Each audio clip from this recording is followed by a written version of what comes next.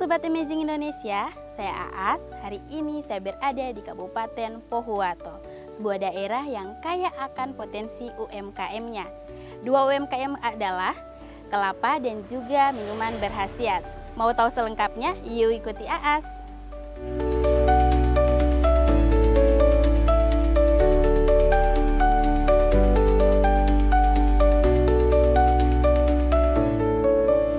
Di balik butiran kelapa yang sederhana, tersimpan perjalanan panjang dari kebun hingga menjadi minyak yang bernilai tinggi. Inilah kisah seorang petani dari Gorontalo yang menjadikan kelapa bukan sekadar buah, tapi sumber kehidupan.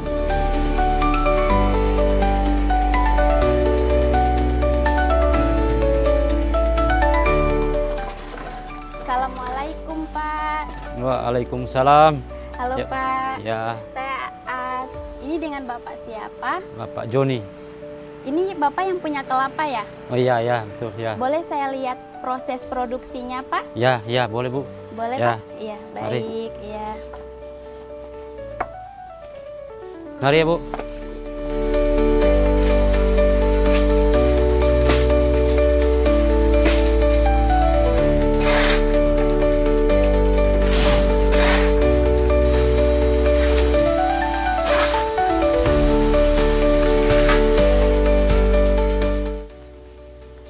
Oh, di sini pengumpulan dan pengisiannya ya Pak? Iya, ya, betul, betul. Iya. Ini yang sudah siap dijual ya Pak? Iya, dari bak langsung ditampung di sini. Nah, sudahnya baru anak mau isi. Ini semua Oh, kalau diisi di Iya, sini. ya. Sejak tahun 2017, usaha kelapa ini tumbuh dengan kerja keras dan ketekunan. Dari menjual di jalanan, hingga akhirnya masuk ke pabrik besar pada tahun 2023.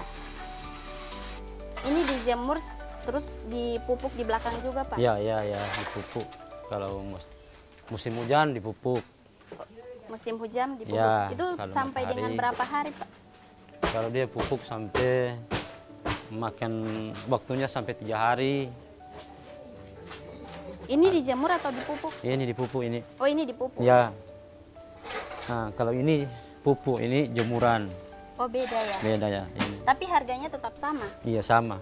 Harga tetap Ya, sama. tapi bedanya DP kadar air yang dipupuk agak tinggi. Oh, kadar air Ya, yang kadar dipupuk airnya, itu ya. lebih tinggi. Kalau ini bagus dia kalau jemuran DP kadar airnya. Oh, lebih bagus yang dijemur. Ya, Kalau untuk harganya itu sendiri, yang basah sama dengan yang kering. oh itu beda. Oh, beda. Beda. Kalau kirinya harganya 20 ribu. Nah, yang basah dia terbagi dua. Oh, tak 10. bagi dua aja, Ya, 10. Ya, basah dia 10 ribu, 9 ribu. 9.000. Ya, begitu. Itu per kilo? Ya, per kilo. Oh, per kilo. 1 kilo itu. Kira-kira untuk keseluruhan pekerja, itu ada berapa orang? Itu kalau tidak salah saya dari Panjatan, Dari Panjat. yang tukang kumpul, dengan yang tukang kore, yang jemuran di sekitar 20-an. Oh, sekitar 20. Iya, 20-an orang.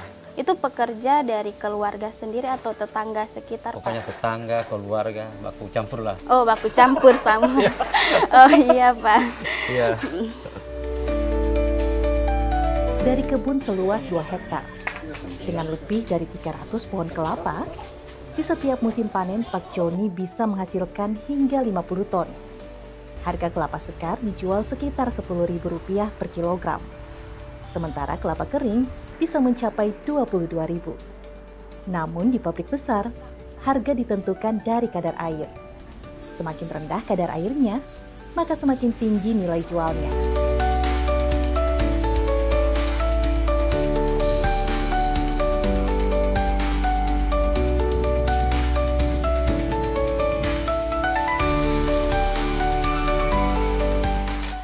Selain panen, ini Bapak dapat kopranya itu juga beli dari orang-orang atau Iya, hanya dari iya, panen betul. saja? Ada juga dari orang, ada juga sendiri yang punya. Oh iya.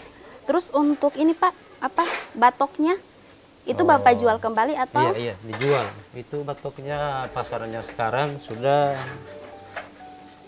4.000-an lebih, 4,5 lah. 4.500 sekarang di pasaran Tampurung.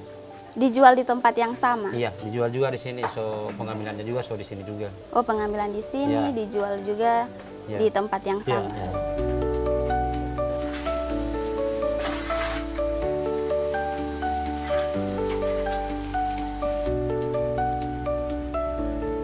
Proses pengolahan menjadi kopra pun tidak mudah.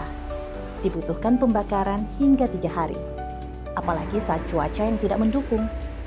Dan setelah jadi, kopra diolah menjadi minyak kelapa.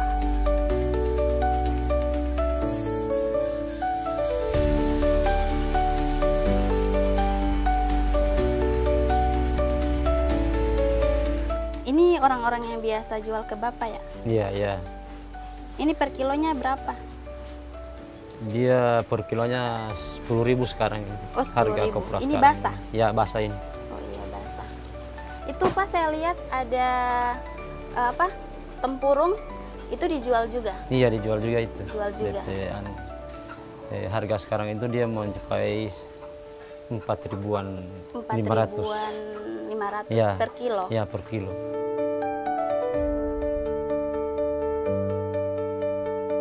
Meski sering dipengaruhi oleh musim hujan yang bisa menurunkan harga jual, Pak Joni tetap optimis.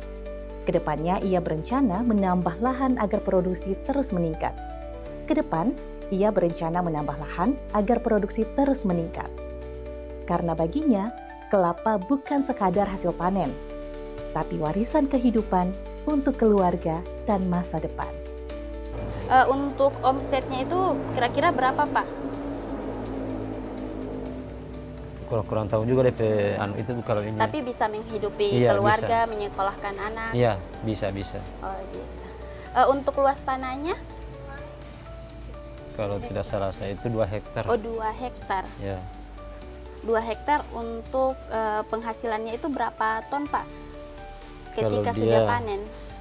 Kalau DP panen itu dia menjadi, karena DP tanaman yang 1 hektar itu 2 sak lebih lah.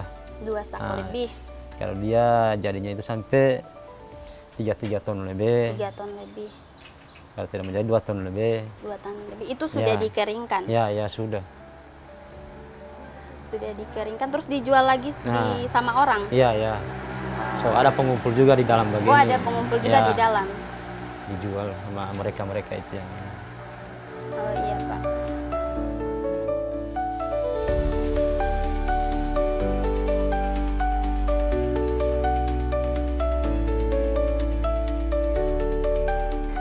Betul. Ya, Sobat Amazing, bagi Sobat Amazing yang punya lahan luas bisa dimanfaatkan untuk usaha dan mengajak masyarakat sekitar untuk bekerja.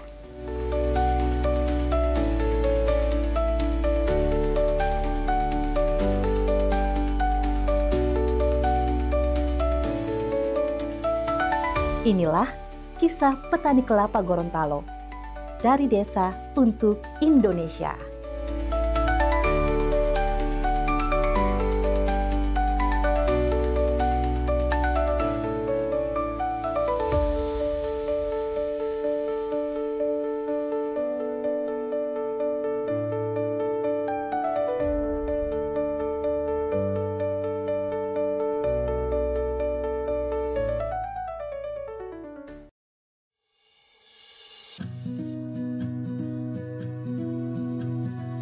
Di tengah kekayaan alam Pohuwato, lahirlah sebuah inovasi minuman herbal berbahan dasar jahe merah dan rempah pilihan.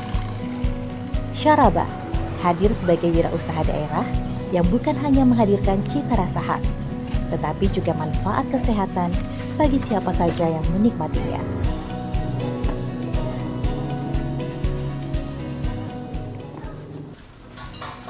Assalamualaikum. Waalaikumsalam.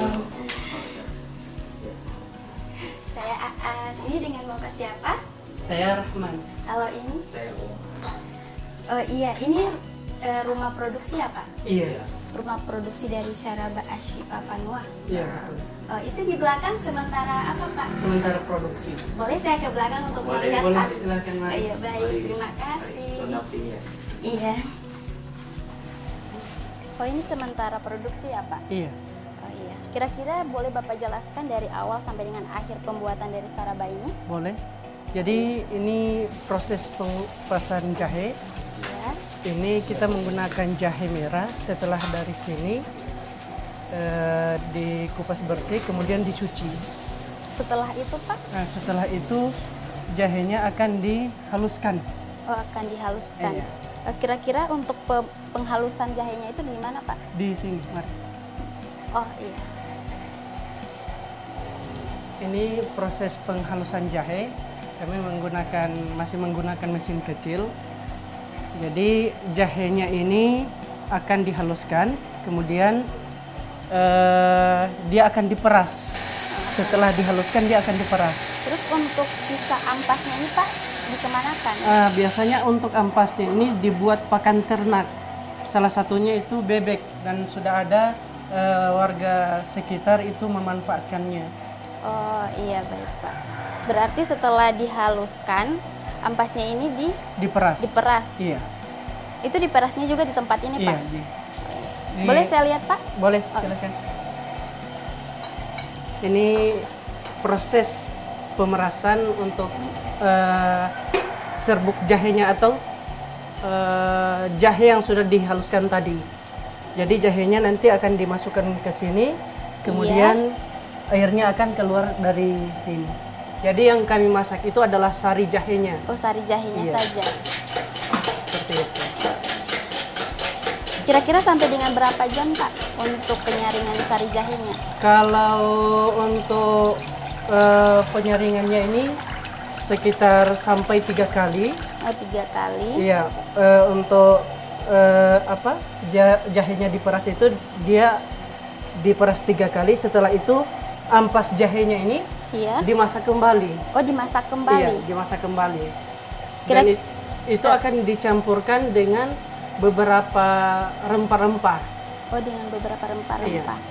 Beberapa rempah-rempah itu bisa disebutkan Pak? Cingke, kayu manis, kemudian ketumbar, kemudian merica, kemudian sama pandan. Oh pandan. Iya. Iya.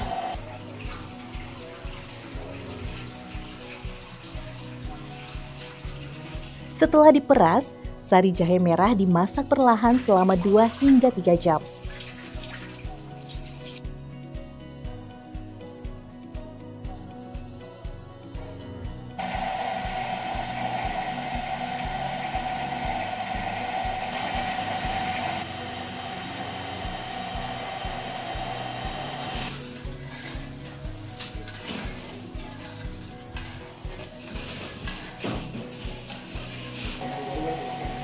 Kemudian dicampurkan dengan gula merah agar rasanya semakin nikmat.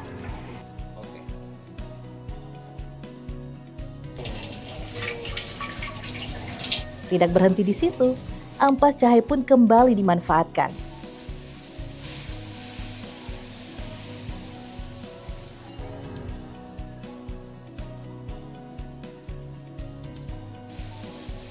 Bersama rempah-rempah pilihan seperti serai yang digeprek, daun pandan, ketumbar, cengkeh, kayu manis, hingga merica, ampas tersebut kemudian direbus kembali, menghasilkan aroma khas yang begitu kuat.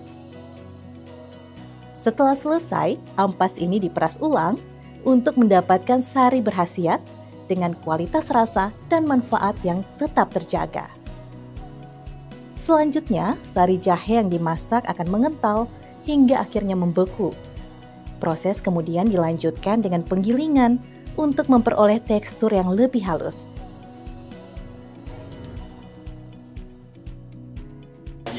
Tahap berikutnya adalah pengemasan.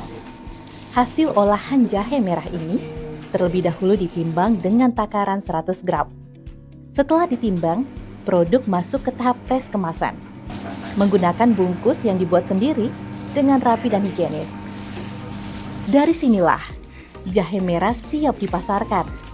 menghadirkan minuman herbal yang menyehatkan sekaligus menjadi kebanggaan produk lokal. Baik Pak, terima kasih. Sama-sama. Iya, nah itu sahabat Amazing, tadi kita sudah melihat proses awal hingga akhir pembuatan Saraba Ashipa. Selanjutnya mari kita ketemu secara langsung dan bercerita bersama owner Ashipa. Ya sahabat Amazing, saat ini saya sedang bersama owner Saraba. Bagaimana Pak? Saya ingin bertanya kira-kira asal usul dari Saraba ini seperti apa? Latar belakangnya Pak? Iya, jadi kami pertama kali mencetuskan produk Saraba ini ingin membangun pondok tahfiz yang juga bagian dari program pemerintah Kabupaten Pohuwato. Dalam hal ini program satu desa, satu hafiz.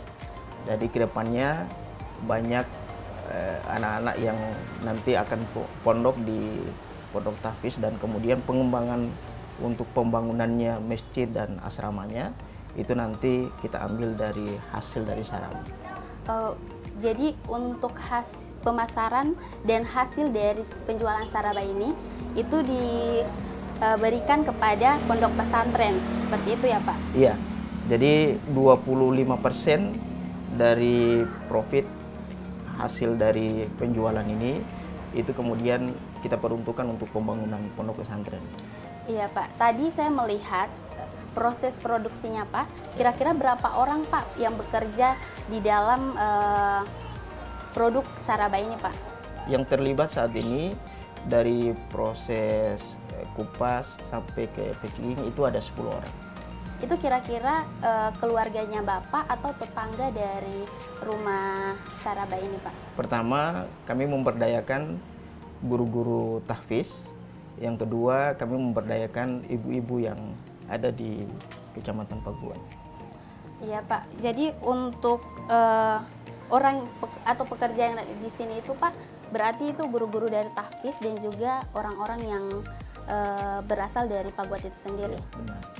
Memberdayakan pekerja lokal.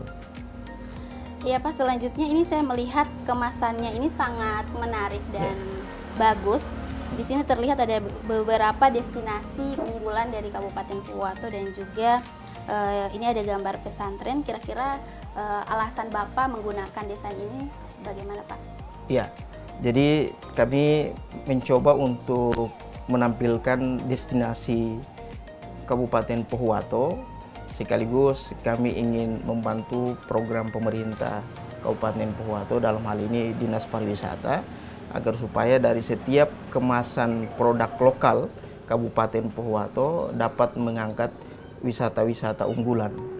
Dan kemudian di sini kami menampilkan sementara pembangunan masjid untuk persiapan pondok tahfiznya.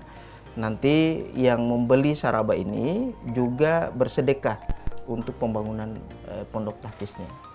Iya Pak, tadi saya sempat wawancara ke salah satu pekerjanya Bapak. Itu katanya Saraba ini menggunakan jahe merah. Kenapa menggunakan jahe merah Pak? Kenapa tidak menggunakan jahe-jahe yang lain? Jahe merah itu pertama dia menjadi bahan obat. Yang kedua ini jahe primer, jahe unggulan. Iya. Jadi kita memang melihat ada di jahe merah itu banyak manfaat untuk kesehatan. Untuk proses Sarabanya ini Pak, dia sudah berapa tahun ya Pak? Untuk proses produksinya? Kami memulai dari bulan Juli 2022. Mulai pertama produksi dan kemudian mulai pemasaran, door to door, informasi ke teman, kemudian kami menggunakan beberapa akun Facebook, akun Instagram, dan kemudian alhamdulillah mulai beredar ke beberapa toko yang sudah kerjasama dengan kami sampai di wilayah Kota Gorontalo. Berarti untuk pemasarannya ini Pak sudah sampai dari luar Gorontalo juga Pak? Atau di mini-mini market juga sudah ada? Iya, alhamdulillah saat ini sudah berada di minimarket, juga beberapa toko yang ada di kabupaten kota Provinsi Gorontalo, Dan sekarang yang paling terjauh itu penjualannya ada di kota Bitung, kemudian ada di Sulawesi Utara. Oh, oke. Jadi untuk pemasarannya sudah melewati Provinsi Gorontalo ya, Alhamdulillah, Pak? alhamdulillah. Iya. Baik, Pak. Saya ucapkan terima kasih atas terima waktu kasih. dan kesempatannya. Terima kasih. Sahabat Amazing, jangan lupa untuk terus nonton konten-konten menarik dari TPRI Gorontalo, like, komen, dan subscribe, dan jangan lupa follow Instagram dari TPRI Gorontalo. Sampai jumpa di konten-konten berikutnya. Bye-bye. Ini Pak. Iya, mari Ibu. Iya. Iya.